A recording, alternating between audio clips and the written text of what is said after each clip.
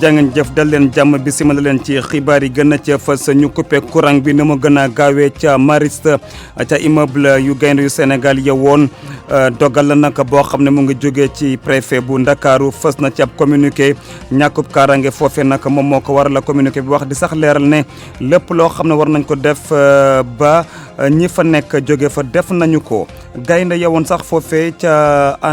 Mariste ñoom nee nañu amatuñu benn yaakaar gannaaw ba leen fa gendarme yi fekkee xamal leen ne dinañu ñëw ca bërëb ya wër ko ñu ñaan nag nguur gi dawal lii di yërmande ñu ngi toll ci junni ak ñeent fukk ak juróom-ñeent ak ñaar ci ay commissaire sous-officier ak yeneen i agent yu ñëw yokk ci police ngir dooleel kaaraange mim réew ñoom ñooy ñeent fukk ak juróomeelu promotion gannaaw ñaari at yoo xam ne dañ leen ko jot a tàggat. Horizon sans frontières àndul ak accord di ay déggoo yu Sénégal di xaatim ngir bu ay doomam ñàkkee seen i bakkan biti réew wala leen dal leen fa ñu amee jafe-jafe ngir mën a ñibbisi mu doon lu métti ci ñoom ki jiite Horizon sans frontières nag ne na nguur gi di bàyyi di jaay ngoru doomu Sénégal yi ñaareelu pàcc xibaar yi tàggat yaram le marché yéene kay asalaamaaleykum. Seydou Nourou Ba ci technique bi Abdou Thiam ñu ngi ko doon wax sànq ci bopp xibaar yi préfet bu Ndakaaru nag fësal na ab communiqué boo xam ne dafay rek wax ne gannaaw ay travaux yi nga xam ne amal nañ ko ci ab doxum nemmeeku bu jëmoon ci kaaraange foofu ca commission interministérielle protection civile kilifa yi di yëngu ci wàllu administration jël nañu li ñuy wax ab arrêté de péril boo xam ne nag dañ ko leeral ngir ñi nekk foofu ca immeuble HLM Maris dal di fa jógee ndax ñàkkub kaaraange bi fa ne dal ci yooyu les bâtiments moo waral ba ñu jël bi lee dogal moom nag di préfet bu Ndakaaru nee na lépp rek loo xam ne muy sommation di leneen def nañu ko ngir ña fa ne dal di fa jógee ci sax loolee leeral na ne daal ci jamono jile moom moo jël dogal ngir ñu daal di couper courant bi foofee mu sax wax ne lépp lu waroon rek ngir ñooñe daal di fa jógee ci njëkk ak teraanga def nañ ko waaye dara kon daal di ab communiqué boo xam ne jël na dogal daal di couper courant bi foofee.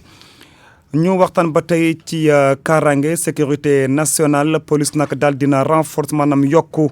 lii di effectif am tey nag ñii di ñeent fukk juróom-ñeenteelu promotion yu police ñoom ñoo doon génn ñu ngi toll ci junni ak ñeent fukk juróom-ñeent ak ñaar ci ay éléments bokk ci ay commissaire sous-officier ak yeneen i agent ñoom nag tey dañoo rek ñëw ngir fësalaat dooleel bu baax a baax ñi di waa police tey lañ doon def seen i fête fekkee woon ak Pape Balla Gueye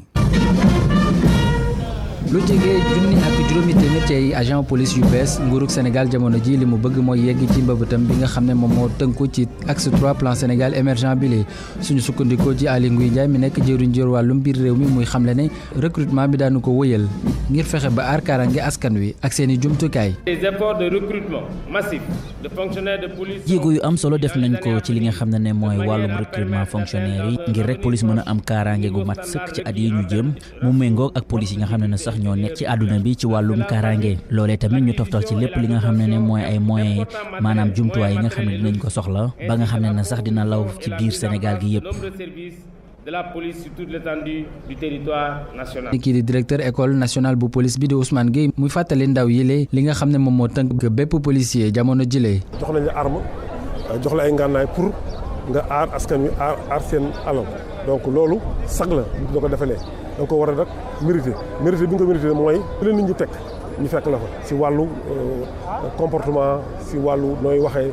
si wàllu sa attitude si wàllu yëpp. waaw parce que dafa am jikko yoo xam ni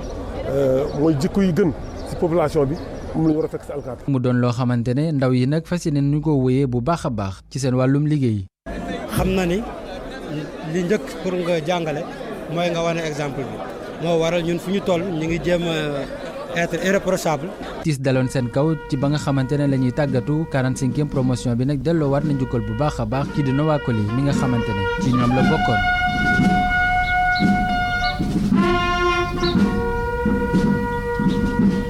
fanweeri simili ak juróom mën na ci ñeenti waxtu fii ci RFM. pour man RFM mooy rajo bi gaaw ci xibaar yu wóor. RFM xibaar yu wóor te wóor.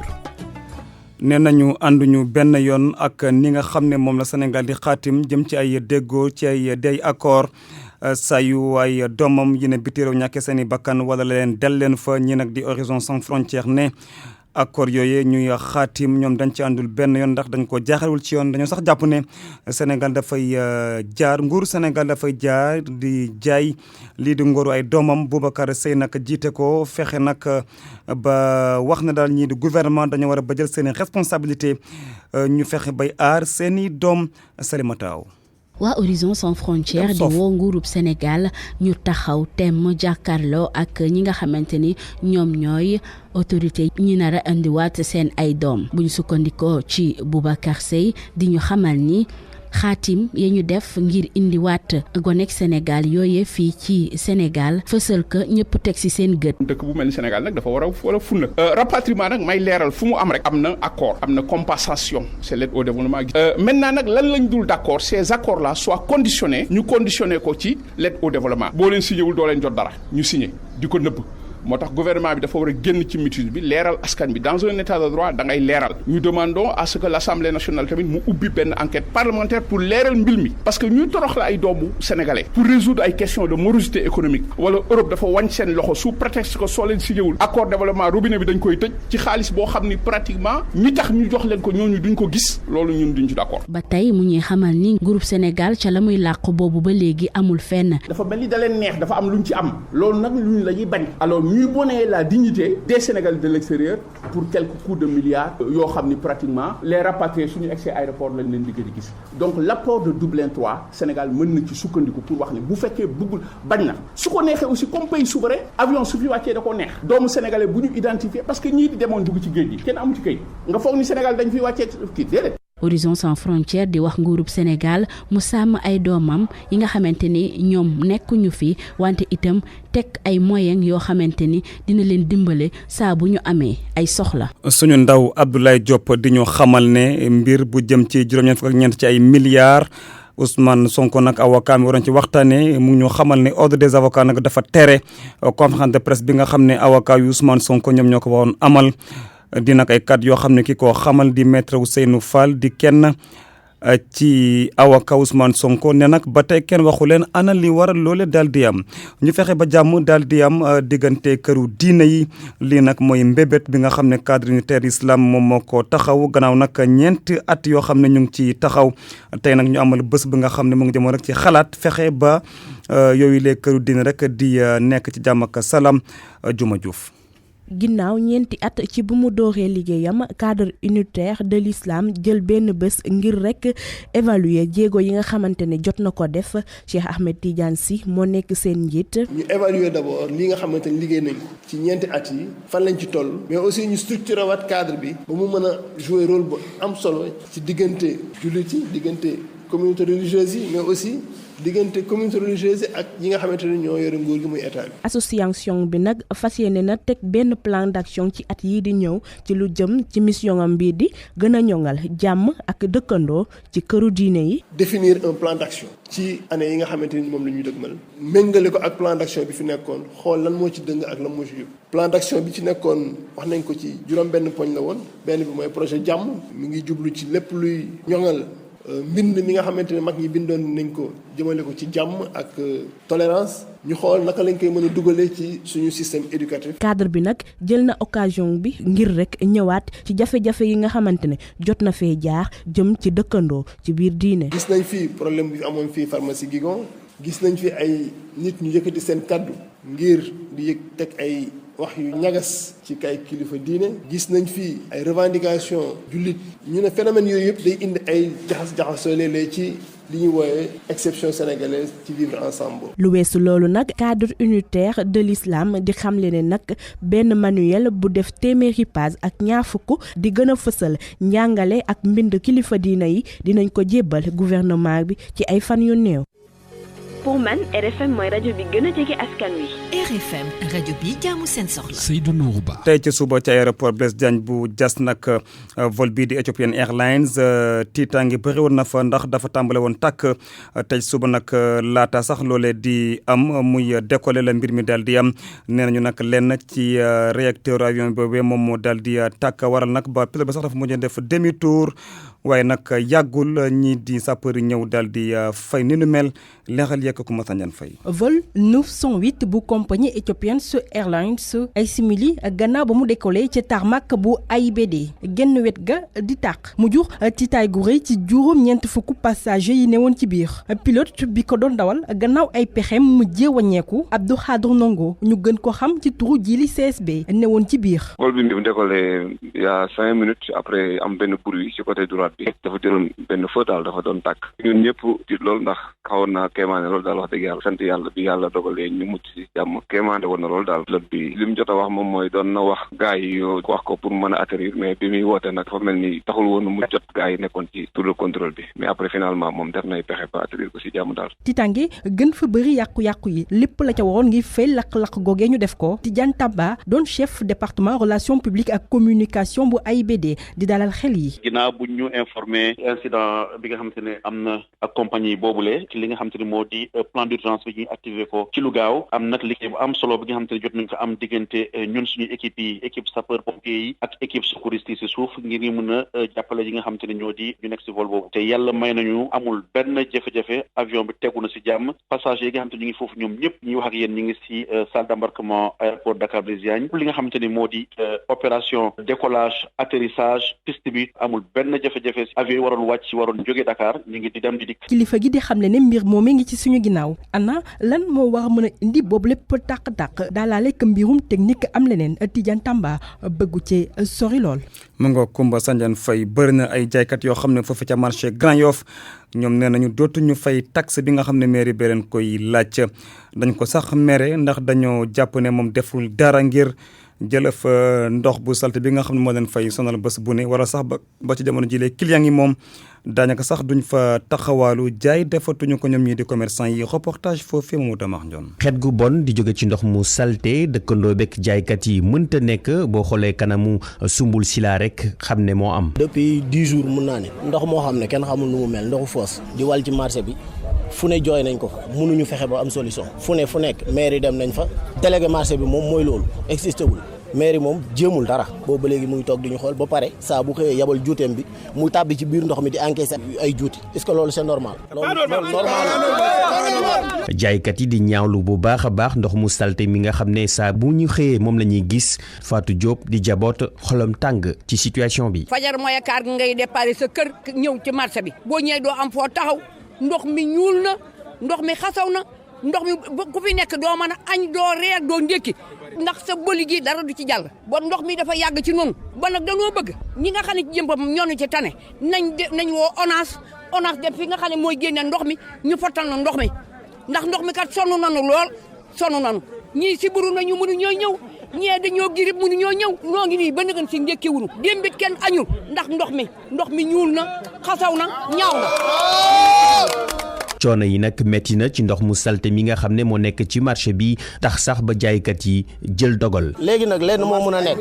mu rek ñun def nañ suñu devoir ndax ñi ngi fay juuti kon am nañ droit laaj suñu droit na ko respecté sinon bu fi benn juuti jaarati. fépp foo tourné ci marché Grand Yoff ndox maa ngi fune muy ndox moo xam ne sonal na askan wi tere leen noyyi di dàq client jaaykat yi ba pare li ñu waroon a am ci njaay mi wàññeeku bu baax a baax. Mamadou Amar Ndione jaajëf fexe ba soppiwaat système bi muy doxee ci wàllu assurance ci biir espace CEDEAO jële fa nag ay jafe-jafe yu bëree bëri foofu ca CEDEAO loolu moo nekkoon tey waxtaan bi ci assemblée générale boo xam ne mu ngi doon am tey jilee li ñu nag bëgg mooy fexe daal ba may jumtuwaay ngir yombal dem beeg dikki beeg yeneen ci biir espace CEDEAO Nafissatou Silla. fanweeri at ak juróom benn ba ñu taxawalee carte brune bu espace CEDEAO te ba tey jii nag ñi ngi ci nemmeeku ay jafe-jafe mu tënku nag ci système d'assurance bi le ba tax na faw rek ñu daal di indi ay coppite ngir lépp daal di yem gannaaw bilan bu takk suuf soosé bu ñu sukkandikoo ci président bu yees bu bureau national bu carte brune bu CEDEAO Mouhamadou Moustapha Noba. bés du am te duñu dégg jooyu transporteur ak chauffeur yi nga war a dem Mali egg ba Mali am accident bu daw ñu bloqué sa oto nga perte temps perte xaalis transporteur bu jóge Mali ñëw Sénégal 100 kilomètres yu nekk ñu contrôlé ko plus de juróom-ñeenti yoon donc loolu mooy doxal système mais absence de coordination moo tax li yëpp am. carte brune boobee dana aar képp koo xamante ne nag am na jafe-jafe ci wàllum circulation transfrontalière ñu gis ne nag dafa doon lu ñu war a lijjanti. Abdoulaye Ndiaye nekk ci direction des assurances bu ministère des finances et du budget. defaat ay jéego yu bëri ndax xam nañ ne tey jii ci suñu réew ci yeneen réew yi ñu wër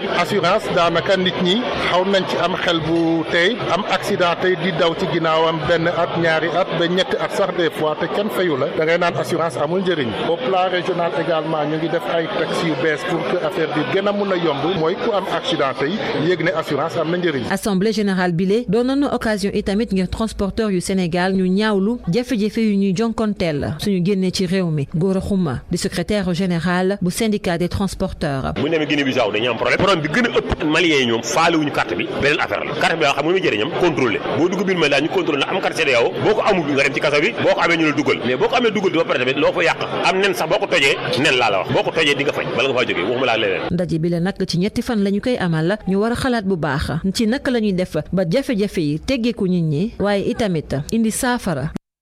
RFM Sport.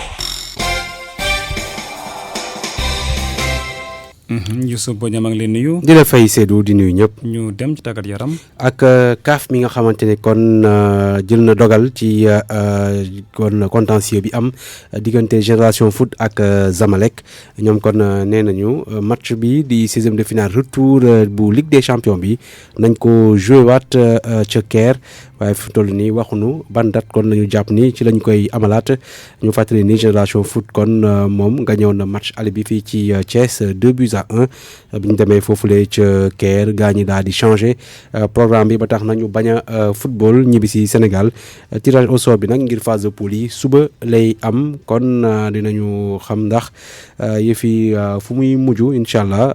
diggante Zamalek boobule ak Génération Foot ñoom kon dinañu leen boole ci benn groupe waaye dinañu wax ni kon vainqueur bi moom mooy kon finalement bokk ci compétition finale bi. équipe nationale bu Sénégal moom yegg na ca Singapour tey ci suba gaynde yu Sénégal kon ñoom dinañu amal séance d'entraînement foofule ngir jëm ci préparation match amical bi war a dox seen digganteeg Brésil waaye bokk na ci kon li ñu mën a jàpp mooy Mbaye Niang moom bokkul ci joueurs yi nga xamante ne bàyyeekoo nañu Paris dem foofule ca Singapour ñu ànd ak sunu naataango Bakary Cissé nekk rédacteur en chef bu kon record di quotidien sportif bu Futurs Médias foofu ca Singapour mu wax ñu kon mbir moomu leen nan la demee. équipe Sénégal egsi nañu fi nga xamante ne mooy Singapour waaye ñëw ñu ak Mbaye Niang ndaxte Mbaye Niang wax na ni dafa am ay gaañ-gaañ ci tànkam dëmb jot na déplacé wu fi nga xamante ne mooy hôtel Millennium bu Paris pour constater sa blessure mais information yi ñu jot a am mooy bi mu waxtaanee ak Aliou Cissé d'accord ñu ci position bi ndaxte staff médical validé wuñu li nga xamante ne mooy blessure Mbaye Niang donc li gën a cocasse dans l'affaire c'est que Mbaye Niang bu muy ñëw indiwul benn bagage fi nga xamante ne mooy hôtel il est venu avec les dirigeants de Rennes pour constater li nga xamante ne mooy blessure am donc loolu moo xaw a tey xelu ñi parce que jàpp nañu ni joueur booy ñëw pour constater sa blessure da ngay préparer wu pour au cas où staff médical bi wax ne di nga mën a football nga jël seen bagage dem mais malheureusement joueur bi bu mu doon ñëw ci hôtel bi jotuloon indi benn bagage toog waxtaan ak dirigeants yi mais seen waxtaan bi mujjul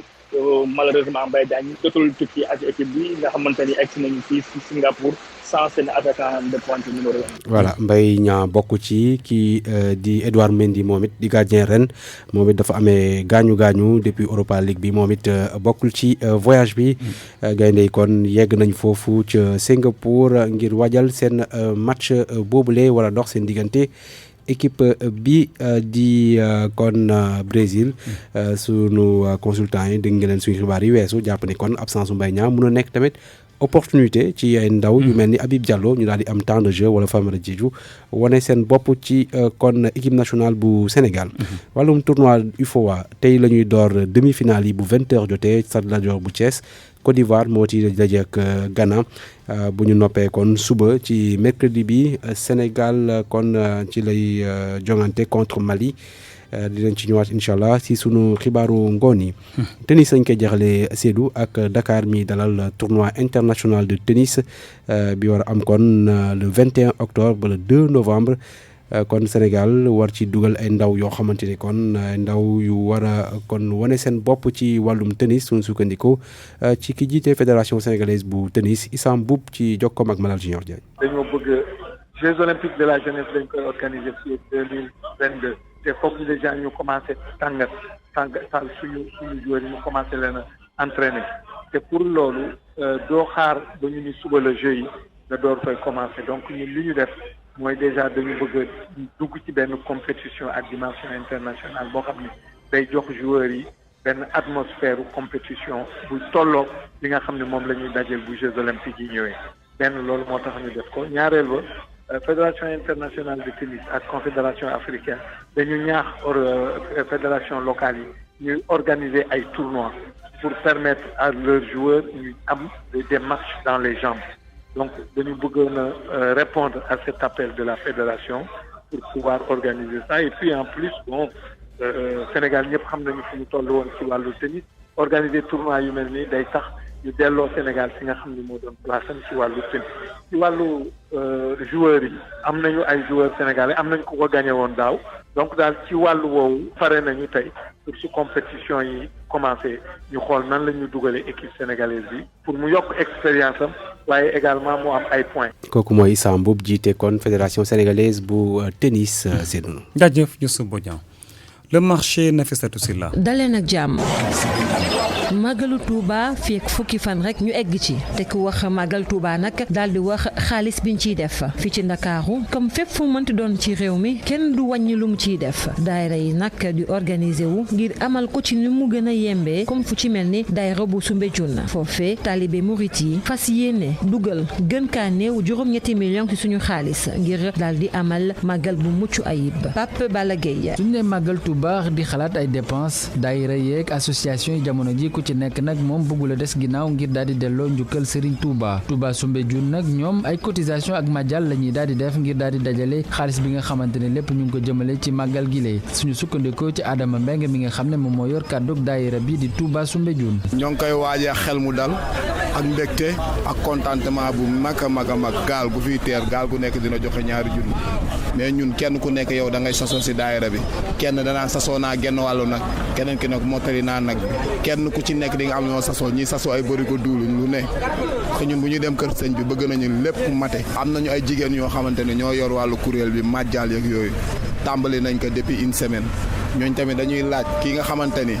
doole matewul comme ñun lu ñuy jël kenn ku ci nekk loo am luñ naan ñàkk jëriñu ko ci nekk def ci pour yiw bi ñun ñëpp ñu ànd ko bokk ren bëgg nañu 8 moo waral waajal safar bii ñuy def pour soññu nit ñi pour xamal leen ni màggal gee ngi ñëw suñu safar bii nga taxaw nii tey nu mu gàtt gàtt dañ ciy def 4 millions. ay at ñu taxaw temm ci màggalu Touba gi daayira yi nag ku ci nekk day wane boppam te fas yéene jaay lépp li nga xamante ne moom la dajale ngir Serigne Touba waaye itam taalibe yi nga xamante ne ñoom ñoo war a màggali ca Touba. ca Touba tamit ñëpp a ngi ci wàccaayu màggal gi ngir daal di dalal taalibe yi jóge fu ne ngir dalal leen nag ku ne dina def kéem kàttanam lépp loo am di nga ko ci dugal donte sax xam nañu ni jamono yi produit yu ñuy jëfandikoo xaw naa cher loolu ñu ànd ceeg Marema Diop ngir ay leeral. ngir bégal ñi nga xamante ni ñoom ñooy màggal si murit yi ni yéemuñu def dara li ko tàmbalee ci ginaar ba ci gëléem comme ni ko Cheikh Ahmadou Bamba daal di bëggee woon lépp rek fas yéene nañ koo def ci bis bi ci édition bu màggal bi Xaadim Fay moom ni yéemut a def dara. dërëm ba 1 milliard lépp lu am maanaam da nga ko ciy def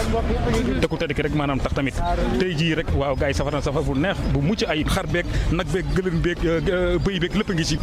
maam boo jógee àll bu cher si boppam yow sa bopp yow doo ko yëg waaw. ñu fekk ko ci penc bu Daaru Marnaan mu toog ak yeneen i moroomam góor si am ci lu tollook juróom fukk ci ay at ne moom itam lépp lu mu am rek da koy daal di def ci màggal gi waaye sañul benn yoon di xayma wàllum koppar gi ñaata lay doon. dëgg man Mor Thiam mi musuma koo xayma mukk ci àdduna damay joxe rek su mu jeexee ma toog ku am def ndax da ngay joxe rek ba mu jeex sax samay poos ak samay néeg daal dara du fi des lu ma am daal jox jigéen ñi ñu toog. soxna yi ñu daal di dajeel itam ci mbedd mi ñoom nga xam ne ñoom ñoo yor wàllum dugg ci marché bi daal di ndugg moo ne de xam nañ fi marché bi toll waaye ñoom itam nee na dañuy jël luñ leen jox ak luñ leen joxul ñu daal di koy def ci bis bi. diggante daaw ba ren maa ngi dajale lu ma am lépp ci màggal gi laa koy def lu ma am yëpp gi laa koy def ñun daal ñu ngi ci ba bis bi daal lu gis nga nag